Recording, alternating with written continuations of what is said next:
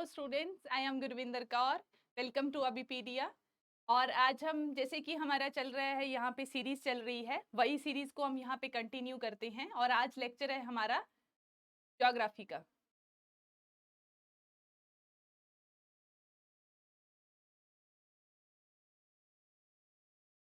तो स्टार्ट करते हैं हम यहाँ पे। जैसे कि आपको पता ही है, हम यहाँ पे क्या करते हैं, first of all MCQ discuss करते हैं, और उसके साथ साथ जिस जो भी वो टॉपिक का एमसीक्यू होता है, उस टॉपिक को भी हम साथ साथ डिस्कस करते हैं, राइट। ये हमारा एक बहुत स्मार्ट स्टडी है for the SSC CGL mains के लिए। तो स्टूडेंट्स, यहाँ पे जो एसएससी सीजीएल मेंस का जो एग्जाम है वो बहुत जल्दी आने वाला है ना। ऑलमोस्ट बहुत थोड़ा टाइम रह गया है।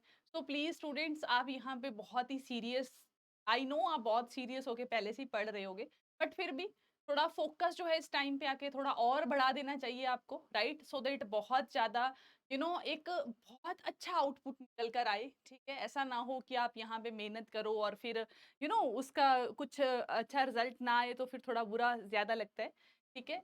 तो कोई कमी पेशी नहीं रहनी चाहिए। अच्छा, रही बात जीएस की, तो don't worry about that thing, ठीक है। आप जस्ट लेक्चर देखिए, ठीक है। थोड़ा सा रिवीजन कर लीजिए लेक्चर के साथ साथ, राइट। जो मैं क्वेश्चन दे रही हूँ, करवा रही हूँ, उसको यहाँ पे आप क्या कीजिए, बार बार उसको मतलब पॉज करके सबसे पहले खुद अटेम्प्ट करने की ट्राई कीजिए। एंड आफ्टर दैट, जैसे मैं कोशिश कर रही हूँ, उसको उसको मैं अटेम्प्ट कर रही हूँ, आप उस वे को ध्यान में रखो कि मैम किस तरीके से कर रही है, राइट।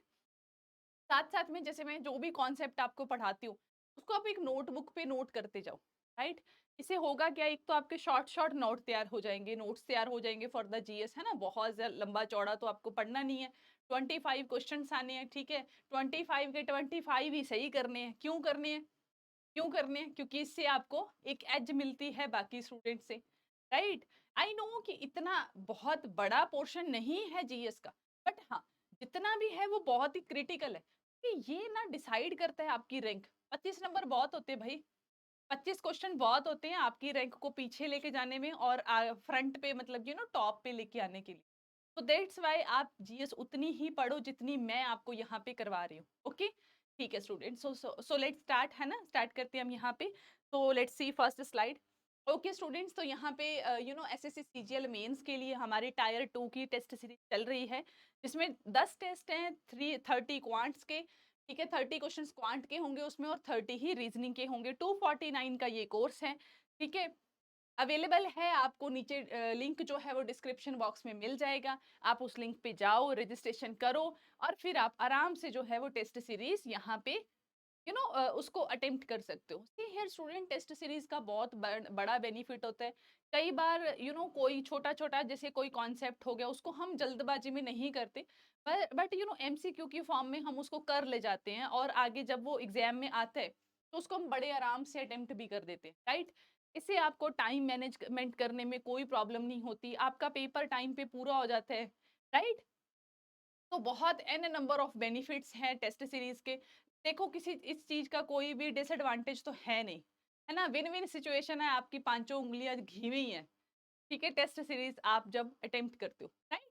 ओके ओके, तो let's start our today's session, okay. तो देखिए, हाँ, अगर आपको अगर आपको प्रॉब्लम है रजिस्ट्रेशन में, तो आप क्या कर सकते हो, नीचे दिए गए व्हाट्सएप ग्रुप पे आप लिंक ज्वाइन कर लीजिए।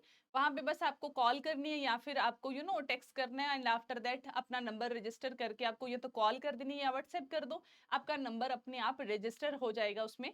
एंड आफ्टर दैट आप बड़े आराम से जो है कोई भी टेस्ट सीरीज, कोई सेशन है, कोई आपको इंडिविजुअल डाउट है, आप हर चीज रिजॉल्व कर सकते हो, नंबर, ठीक है। ओके ओके, तो यहाँ पे हम टॉपिक क्या क्या करेंगे वो हम देखते हैं। यहाँ पे टॉपिक करेंगे स्टूडेंट्स हम यहाँ पे पीवाईक्यू और उनकी detailed discussion.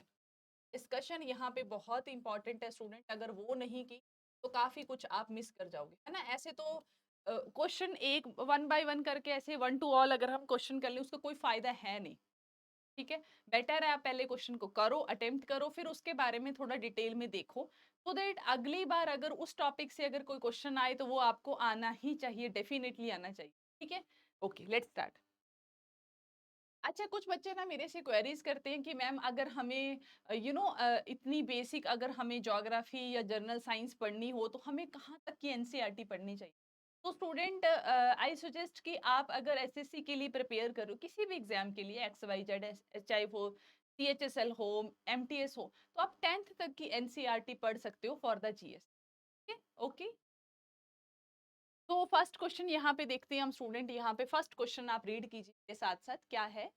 Which which is the highest plateau in the world? कह रहा है पूरी दुनिया में सबसे हाईएस्ट प्लेट्यू क्या चीज हो?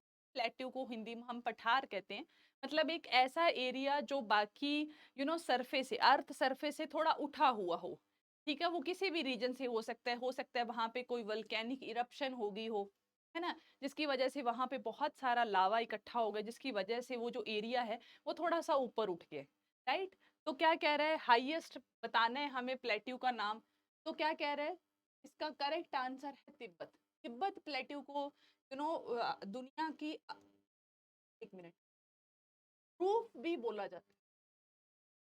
इसको वर्ड की रूफ भी बोला जाता है, छत बोला जाता है।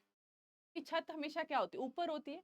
तो तिब्बत का प्लेट्यू है स्टूडेंट, वो क्या है, बहुत ऊपर है, तो वो एक्ट करता है एज ए छत की तरह। छत की तरह लगता है, ऐसे लगता है कि अर्थ के ऊपर वो एक तरीके की रूफ है, कि बहुत ऊपर है। इसको रूफ भी बोला जाता है, रूफ ऑफ द वर्ल्ड। ठीक है। तिब्बत प्लेट्यू को कहाँ पे प्रेजेंट है ये हमारा? ये प्रेजेंट है हमारा चाइना के, चाइना का जो तिब्बत वाला रीजन है, वहां पे ये प्रेजेंट है। अच्छा, बात करूं अगर मैं दक्कन प्लेट्यू की, ये हमारे India, Deccan plateau, know that our India, this is India, right. और यहाँ पे प्रेजेंट है हमारा दक्कन प्लेट। ठीक है। ईस्ट अफ्रीकन प्लेटू ये हमारा अफ्रीका के अंदर प्रेजेंट है। वेस्टर्न प्लेटू हमारा वेस्टर्न प्लेट, वेस्ट साइड में प्रेजेंट है। क्वेश्चन नंबर सेकंड यहाँ पे अटेम्प्ट करते हैं student. Please read the question then answer it. Read करना है फिर आंसर देना है। अच्छा, वीडियो को पॉज करो फिर आंसर दो। ऐसा नहीं होना चाहिए कि आप बिना पॉज के चले जा रहे हो, करे जा रहे हो। ठीक है, पॉज करो, आंसर करो, कमेंट करो, लाइक करो। ठीक है, दूसरों के साथ शेयर भी करो। राइट, क्योंकि नॉलेज बांटने से बढ़ती है, जैसे प्यार बांटने से बढ़ता है ना, नॉलेज भी बांटने से बढ़ती है। राइट, ये मेरी दादी जी बोला करते हैं और मेरी मम्मा भी बोलते कि अगर आपके पास कोई गुण है, गुण मतलब अच्छा, कोई अच्छी क्वालिटी है आपके अंदर, राइट, कोई अच्छा स्किल है आपके अंदर, फॉर एग्जाम्पल आपको स्टिचिंग आती है, आपको नेचुरली कुछ भी आता है जो गॉड गिफ्टेड है, हमेशा उसको दूसरों के साथ शेयर करो। क्यों? क्योंकि शेयर करने से हमेशा आपका जो स्किल है वो ज्यादा इंप्रूव होता है, ऐसा देखा गया। क्योंकि नेचर जो है वो फिर आपको ब्लेस करती है इस बात के लिए कि मैंने तुझे दिया और फिर तूने आगे शेयर।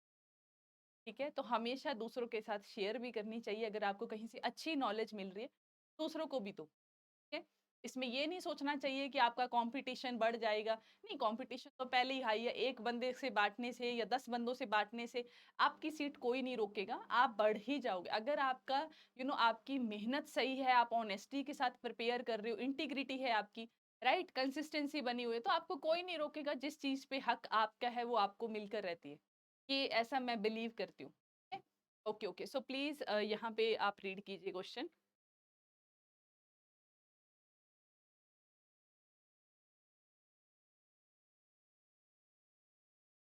क्या कह रहे हैं, विच among the following is the highest peak?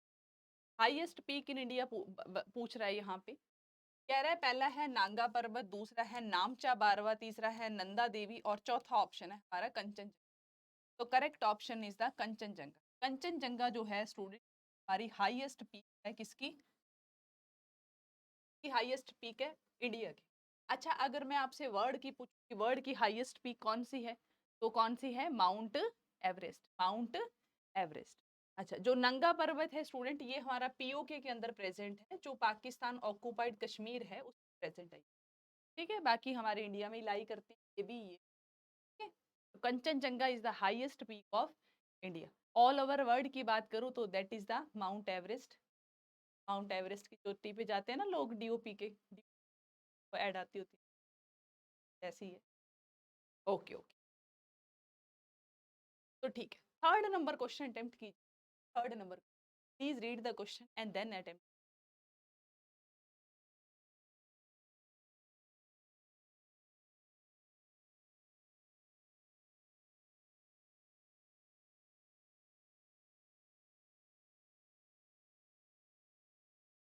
क्या क्वेश्चन है, which of the following is not an important river of Malwa plateau.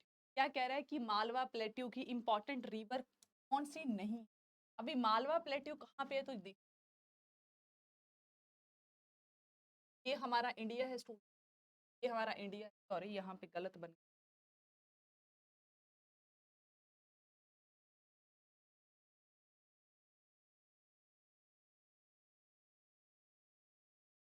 ये हमारा इंडिया है, यहाँ पे प्रेजेंट है हमारा मालवा प्लेट्यू। कौन सा प्लेट्यू, मालवा प्लेट्यू, यहाँ पे कहता है not not an important river of Malwa plateau. Chambal, Chambal यहीं से मध्य प्रदेश से निकल, यमुना की टेरिटरी। फिर महानदी, महानदी तो नहीं है। केन, केन भी इस यहीं पे आती है हमारी, और बेतवा ये भी यहीं पे, ये सारी क्या है, इसी की ट्रिब्यूटरी से। तो महानदी रिवर तो हमारी निकलती है छत्तीसगढ़ से निकलती है और उड़ीसा से होते हुए बे ऑफ बंगाल में जाती है। So it is not the part of Malwa plateau. यहाँ पे option number 2 is the correct option. Option number 2 is the correct option.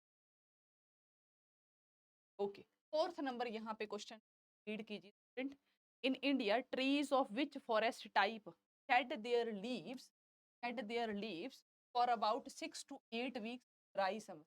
जब भी हमारे यहाँ पे गर्मी आती है, ड्राई समर समझते हो आप, ड्राई समर कौन सी होती है, मई जून में, बिफोर मानसून से पहले जो समर होती है, जिस टाइम पे बड़ी गर्म हवा चलती है, उसको हम ड्राई समर कहते हैं। जिस टाइम पे सारे फॉरेस्ट के ट्री जो हैं वो 7-8 के लिए अपने पत्ते गिरा देते हैं। ऐसे ऐसे फॉरेस्ट को क्या बोलते हैं, क्या बोलते हैं भाई ऐसे फॉरेस्ट को? ऐसे फॉरेस्ट को बोलते हैं हम ट्रॉपिकल डेसिडी, क्या बोलते हैं, ट्रॉपिकल डेसिडियस फॉरेस्ट बोलते हैं स्टूडेंट्स ऐसे फॉरेस्ट। ठीक है, ट्रॉपिकल एवरग्रीन फॉरेस्ट कौन से होते हैं, वो फॉरेस्ट जो हमेशा क्या रहते हैं, ग्रीन रहते हैं। एवरग्रीन मतलब कि वो अपने जो लीव्स हैं वो शेड नहीं करते एक ही टाइम पे। अगर मान लो बहुत सारे जो फॉरेस्ट, अगर वो एक ही बार में पत्ते गिरा दे, तो ऑब्वियसली आपको एक अलग तरीके का फॉरेस्ट नजर आएगा फिर आपको, राइट। और अगर मान लो सारे जितने भी ट्री है वो एक टाइम पे आपको पत्ते ना गिराए, अलग अलग सीजन में वो पत्ते गिराए, तो आपको ऊपर से देखने में वो फॉरेस्ट कैसा नजर आएगा, ग्रीन ही नजर आएगा। मतलब एवरग्रीन, हमेशा आपको वो ग्रीन नजर आएगा। ये ज्यादातर जो फॉरेस्ट है वो हमें जहाँ पे बारिश ज्यादा होती है, टॉपोग्राफी क्लाइमेट बहुत अच्छा है, वहां पे हमने देखने को मिलता है। जैसे कि हमारा हिमालयन रीजन हो गया, वेस्टर्न घाट हो गया, नॉर्थ ईस्ट इंडिया हो गया, जहाँ पे बारिश ज्यादा पड़ती है, वहां पे हमें एवरग्रीन फॉरेस्ट देखने को। माउंटेन फॉरेस्ट मतलब कि माउंटेन्स के अंदर मिलने वाले फॉरेस्ट, वो हम माउंटेन्स फॉरेस्ट बोलते हैं, माउंटेन फॉरेस्ट। ट्रॉपिकल थॉर्न मतलब कि कांटे वाले फॉरेस्ट हमें कहाँ पे देखने को मिलेंगे, ऑब्वियसली जहाँ पे ड्राई बहुत ज्यादा होगा या फिर एरिड कंडीशंस होंगी। इट मींस जैसे कि राजस्थान और गुजरात वाला एरिया, वहां पे हमें ट्रॉपिकल थॉर्न फॉरेस्ट या फिर स्क्रब्स देखने को वहां पे हमें मिलेगी। तो करेक्ट ऑप्शन क्या हुआ हमारा पास, tropical deciduous forest, tropical deciduous forest. ठीक है, लेट्स मूव फर्दर।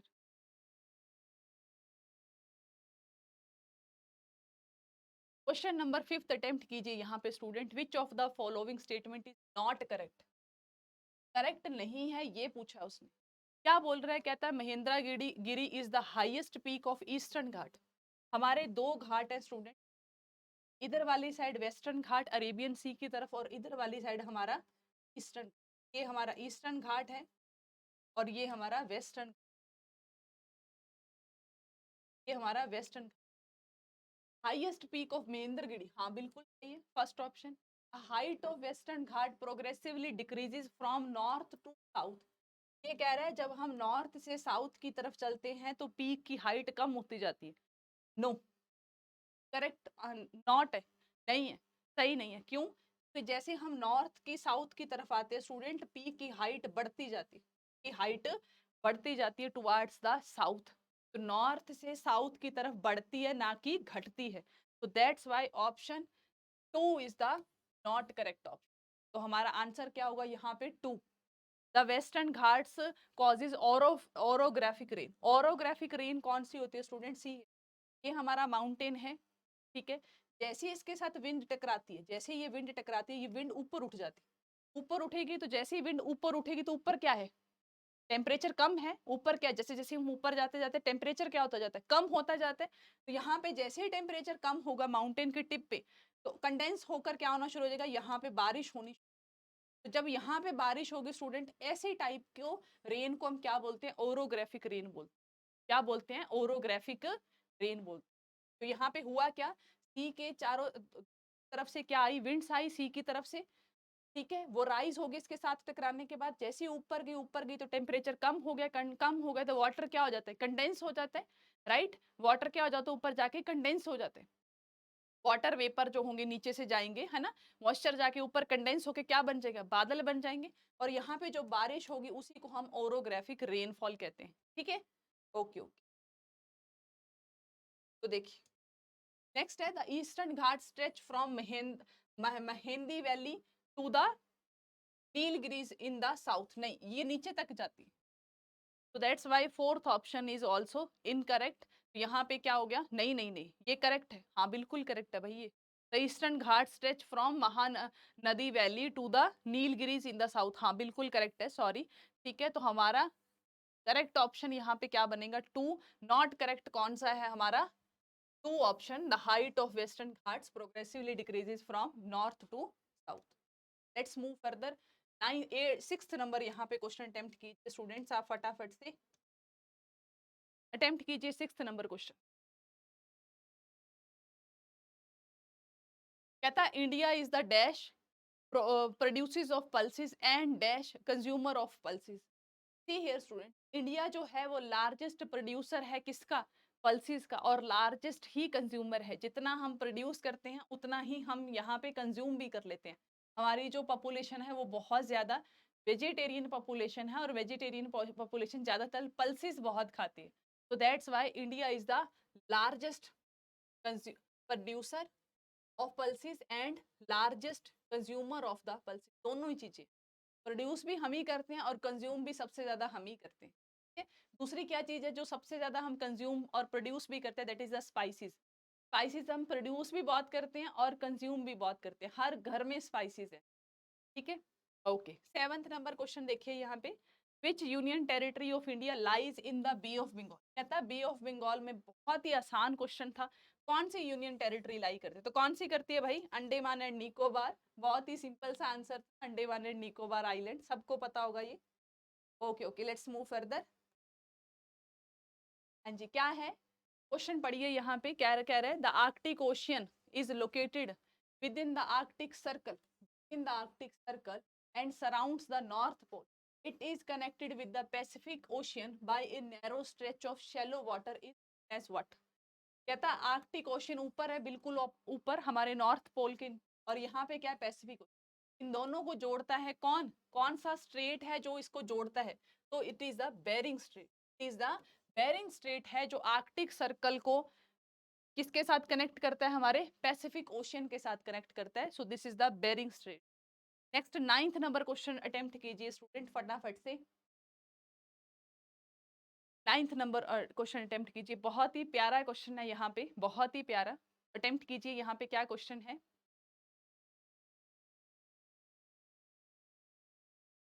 तो क्वेश्चन है यहाँ पे, which among the following lakes is known as the only floating island lake in the India.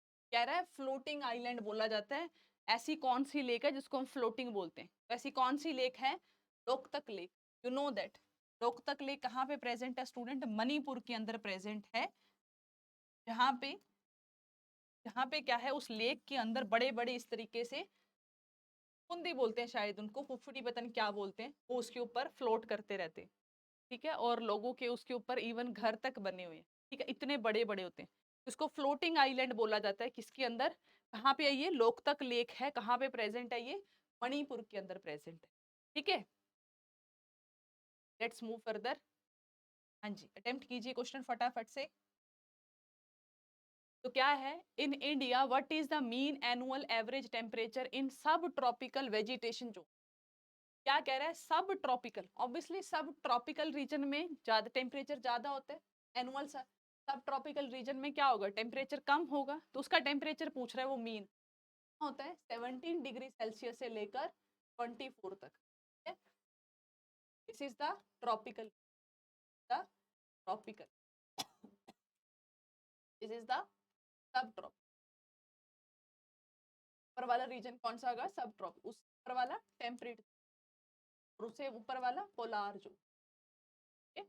कितना मीन टेम्परेचर होता है? 17 से लेकर 24 डिग्री सेल्सियस। ठीक है, ओके। तो अटेम्प्ट कीजिए question number 11। Please read the question and then attempt. Which of the following pressure belt is known as the horse latitude? कहता है कौन सी ऐसी प्रेशर बेल्ट है जिसको हॉर्स लैटिट्यूड बोला जाता है? तो सी हियर स्टूडेंट, हमारे यहाँ पे 8 प्रेशर बेल्ट्स हैं। सी हियर, तो ये वाली प्रेशर बेल्ट है, इसको बोला जाता है इक्वेटोरियल प्रेशर बेल्ट। क्या बोला जाता है? इक्वेटोरियल, या फिर इसको हम डोल्ड्रम प्रेशर बेल्ट बोलते हैं। क्या बोलते हैं? Doldrum pressure belt.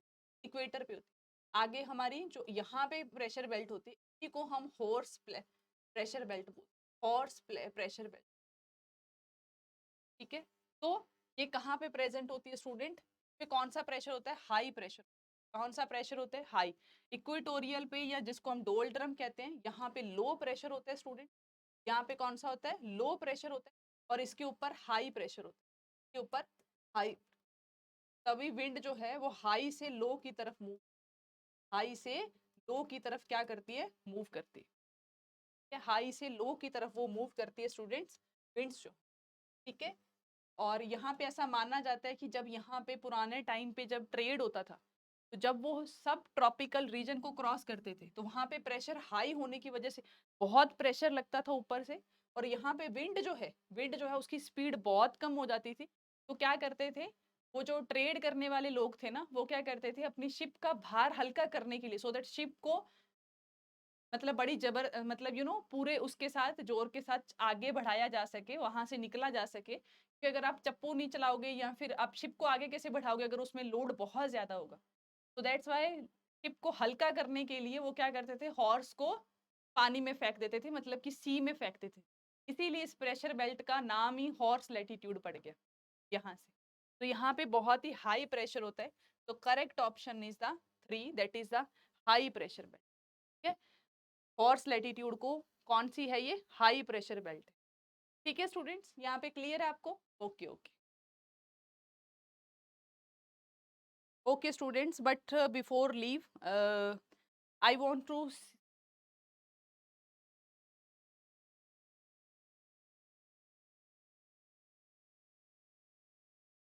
student, before leave I would like to tell you something.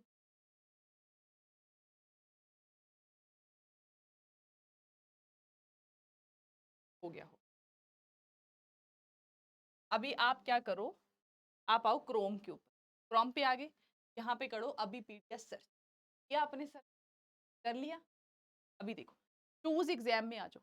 आपको किसी भी एग्जाम की तैयारी करनी, किसी के भी XYZ जो आपका मन करे उस पे। फॉर एग्जाम्पल आपको करनी है एसएससी सीजीएल की तैयारी, लो भाई एसएससी सीजीएल पे ओपन करो इसको।